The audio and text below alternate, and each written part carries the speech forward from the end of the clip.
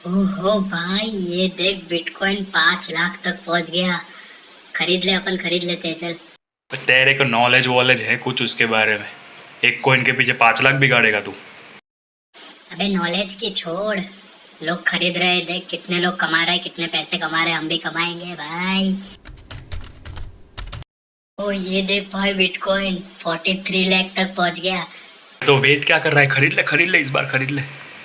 तो इस बार पूछूंगा थोड़ी, खरीद लिया मैंने तो भाई। क्या हुआ? क्यों रो रहा है? 5 लाख रुपए का लॉस हुआ। सो है guys, this is Harshit Shah and welcome to my channel live with Harshit. So आज हम डिस्कस करने वाले एक हॉट टॉपिक जिसको कहते हैं बिटकॉइन। ज़्यादातर लोगों को बिटकॉइन के बारे में तब पता चला जब बिलियनर इलॉन मस्क ने ट्वीट किया अबाउट बिटकॉइन। लेकिन बिटकॉइन क्या है, उसका कंसेप्ट क्या है, आज हम पूरा डिस्कस करने वाले हैं। सो आज के टॉपिक रहेंगे what is bitcoin, how it works, that is its mechanism and its pros and cons. So ज़्यादा टाइम वेस्ट ना करके सबसे पहले हम स्टार्ट करते हैं व्हाट इज बिटकॉइन।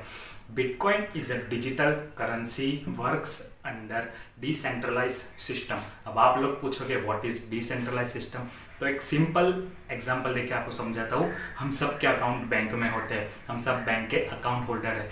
जो हम बार बार कैश जमा करवाने जाते हैं बैंक में, बैंक वो कैश को अपने पास नहीं रखती है, वो मार्केट में सर्कुलेट करती है।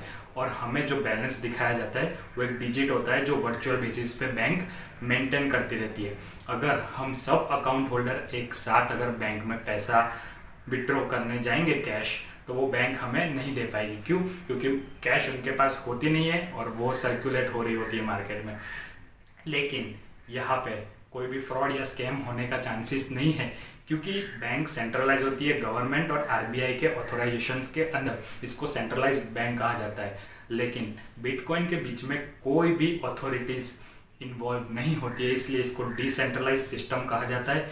Bitcoin is a crypto currency works under secured network. अब बिटकॉइन का कंसेप्ट डेवलप किया गया संतोषी नाकामोटो के द्वारा, जिसको आज की डेट में कोई जानता नहीं है। पहले के समय में लोग बिटकॉइन खरीदते थे इसलिए कि वर्ल्ड वाइड इंटरनेशनल ट्रांजैक्शंस कर सके। लेकिन जैसे ही उसकी हाइप देखी, लोग उसको इन्वेस्टमेंट के लिए खरीदने लगे। और मेरी मानो तो it's a blind game. Gujarati में कहूँ तो वाग्यू तो तीर, नहीं तो तुक्को। और यहाँ पे आपको तुक्केबाजी बहुत महंगी पड़ सकती है, लाखों का नुकसान हो सकता है। सो ये रहा पूरा बिटकॉइन का concept. Now how it works. So Bitcoin works under blockchain mechanism. Now what is blockchain mechanism? Blockchain is a open source secured network जहाँ पे सिर्फ करेंसी नहीं, लेकिन कोई भी चीज़ का डिजिटल रिकॉर्ड बना के उसको एक ही जगह पे सेव किया जाता है। अगर एक बार हम रजिस्टर्ड हो गए ब्लॉकचेन पे, फिर उसकी कोई भी इंफॉर्मेशन के साथ छेड़छाड़ नहीं कर सकते, ना ही उसको चेंज कर सकते। क्योंकि जब हम चेंज करने जाएंगे तो चेन से जुड़े हर एक आईडी में उसकी अप्रूवल का सिंबल जाएगा। सब लोग अप्रूव करें ऐसा ज़रूरी नहीं है, इसलिए it's impossible to change any information after registering. इसीलिए इसको बहुत ही ज़्यादा सिक्योर नेटवर्क माना जाता है। इसी के अंदर बिटकॉइन और बाकी सभी क्रिप्टो करेंसीज वर्क करती है। अब वापिस आते हैं हम बिटकॉइन के ऊपर। सो बिटकॉइन की डेफिनेशन ये है कि bitcoin works under a secured network which is blockchain which prevents its unauthorized duplication or creation। जो उसका डुप्लीकेट और क्रिएट अनऑथोराइज क्रिएशन होता है उस पर वो बैन लगाता है। इसीलिए ये बिटकॉइन सेफ है।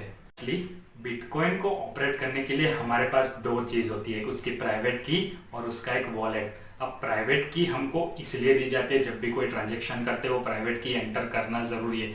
एग्जैक्टली लाइक यूपीआई पिन, जब भी हम कोई भी एप्लीकेशन से पेमेंट करते हैं तो हमको यूपीआई पिन एंटर करना ज़रूरी है। वैसे क्रिप्टो करेंसी से ट्रांजेक्शन करने के लिए हमें प्राइवेट की एंटर करना ज़रूरी है और सभी करेंसीज वॉलेट में सेव होती है। क्रिप्टो करेंसीज या फिर बिटकॉइन बहुत ही लिमिटेड जनरेट होती है। अगर आपको अपनी खुद की क्रिप्टो करेंसी या बिटकॉइन जनरेट करना है तो उसको बोलते हैं बिटकॉइन माइनिंग, जिसके लिए आपको एक पजल सॉल्व करके उसके प्रोसीजर को कंप्लीट करना होता है। लेकिन आज की डेट में ये पॉसिबल नहीं है, क्योंकि आज आप करने की शुरुआत करेंगे तो आपकी ज़िंदगी भी ख़त्म हो जाएगी, तब तक वो क्रिएट नहीं होगा। इसलिए बिटकॉइन क्रिएट करना नाउअडेज पॉसिबल नहीं है। सो बिटकॉइन के बारे में और बहुत सारी इन्फॉर्मेशन है, अगर मैं आपके साथ शेयर करने बैठ गया तो वीडियो बहुत ही लॉन्ग हो जाएगी। सो इतनी इन्फॉर्मेशन आपके लिए बहुत ही काफ़ी है। Now moving to the pros and cons. So सबसे पहले स्टार्ट करते हैं प्रोज। उसके प्रोज बेनिफिट्स क्या है? So bitcoin is internationally world wide accepted currency, कोई भी जगह इजीली एक्सेप्टेड होती है। दूसरा पॉइंट ये है कि इंटरनेशनल ट्रांजैक्शन में easily crypto currency transfer digitally हो सकती है। थर्ड पॉइंट ये है कि इसकी टैक्स या फिर ट्रांजैक्शन फीस बहुत ही कम होते हैं। चौथा पॉइंट ये होता है कि इसमें गवर्नमेंट का इंटरप्शन नहीं है, इसलिए लोगों को फ्रीली करेंसी ट्रांसफर कर सकते हैं। पांचवा पॉइंट ये है कि इसका rate of return other investment से बहुत ही ज़्यादा है, बहुत ही हाई है। जैसे कि आप share, debenture, mutual fund, bonds, fix deposit कुछ भी गिन लो, उसके कंपैरिजन में इसका रेट ऑफ रिटर्न बहुत ही ज़्यादा हाई है। लेकिन सिर्फ प्रोज पे मत जाना, मैं बोल रहा हूँ आपको, ये आपको धोखा हो सकता है। अब देखते हैं कॉन्स की तरफ। सो इंडिया की बात करें तो इंडियन गवर्नमेंट क्रिप्टो करेंसीज को बैन करने की सोच रही है।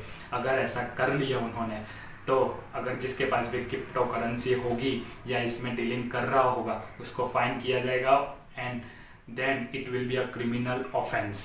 सेकेंड पॉइंट ये है कि इसका यूज ज़्यादातर इलीगल एक्टिविटीज़ के लिए होता है, जैसे कि स्कैमर्स, फ्रॉड्यूलेंट्स एंड ज़्यादातर टेररिस्ट एक्टिविटी करने वाले लोग इसका ज़्यादा यूज़ करते हैं, क्योंकि इंटरनेशनली एक्सेप्टेबल है।